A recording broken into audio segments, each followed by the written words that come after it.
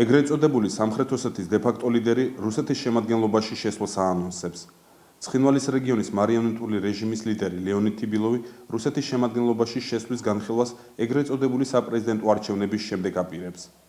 ეს განცხადება ოკუპირებული სამხრეთ ოსეთის ეგრეთ წოდებულმა პრეზიდენტმა ლეონიდ თიბილოვმა რუსეთის საინფორმაციო სააგენტოსთან საუბარში გააკეთა.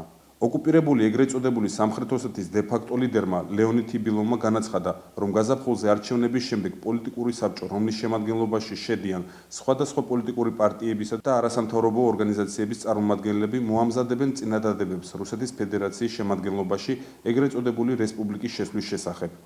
გასულ წელს ჩვენ შევთანხმდით გარკვეულ სქემაზე, რომელიც საშუალებას მოგცემდა რეფერენდუმის საფუძველზე რუსეთის ხელმძღვანელობისათვის მიგვემართა აღნიშნული შეთავაზებით. ეს შიდა სახელმწიფოებრივი პროცესია. ექსპერტებს მიაჩნიათ, რომ ამ ქმედებით ლეონიდ თიბილოვის ეგრეთ წოდებული მთავრობა ცდილობს მოიპოვოს პოლიტიკური ქულები წინა საარჩევნო პერიოდში. სოსო ვახტანგაშვილის განცხადებით თიბილოვს მსგავსი განცხადება არაერთხელ გაუკეთებია, მაგრამ რუსეთის დუმაში ამ თემაზე მსჯელობასაც კი გამორიცხავენ.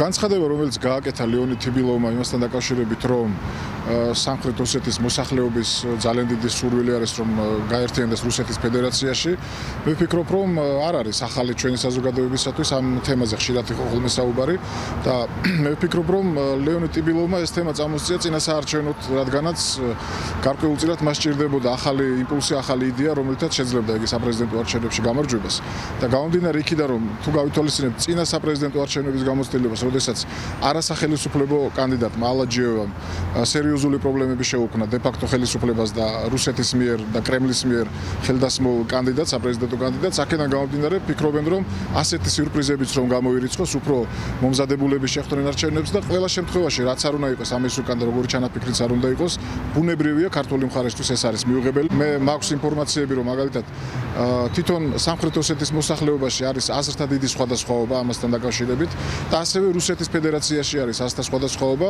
საგარეო საქმეთა კომიტეტის წარმომადგენელი კალაშნიკოვი ამბობდა, რომ საკითხი, რომელიც ეხება სამხრეთ ოსეთისა და რუსეთის ერთ სახელმწიფოში გაერთიანებას, ეს არ არის მომგებიანი რუსეთისთვის საერთაშორისო ასპარეზზე და აქედან გამომდინარე ისინი ამაზე ამ ეტაპზე ამოცემულობით არ წავლენ.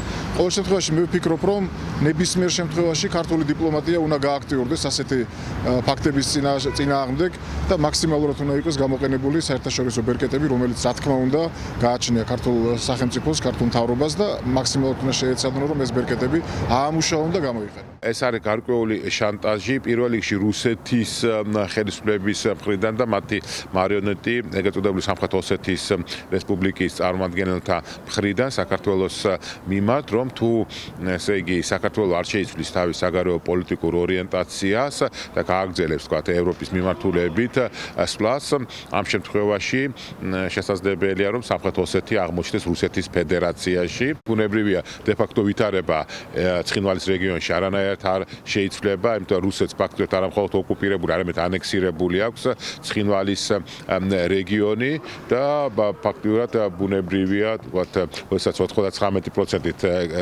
ეგრეთ წოდებული სამხრეთ ოსეთის ეკონომიკა დამოკიდებულია რუსეთთან გადმორიცხულ თანხებზე, ბუნებრივია არავინაირ თქვათ დე-ფაქტო დამოუკიდებლობაზე აქ ლაპარაკი ზედმეტი არის. სამხრეთ ოსეთში მოკალათებულ მარიონეტებს ადრეს ჰქონდათ მცდელობა, გააკეთებდნენ მსგავსი განცხადებები ეგრეთ წოდებული სამხრეთ ოსეთის მითომ რუსეთის შემადგენლობაში შესვლის შესახებ. ამხანაგან კოკოიტმა გააკეთა გახსოვთ განცხადება, რომ ადრე თუ გვიან ეგრეთ წოდებული სამხრეთ ოსეთის შევა რუსეთის ფედერაციის შემადგენლობაში, თუმცა რამდენიმე საათის მერე მან უარყო საკუთარი წინადადება, იგი მან განაცხადა, რომ სამხრეთ ოსეთი რჩება საკუთარი დამოუკიდებლობის ერთგული, შესაბამისად კრემლიდან მას გადაათქმევინეს აღნიშნული წინადადება.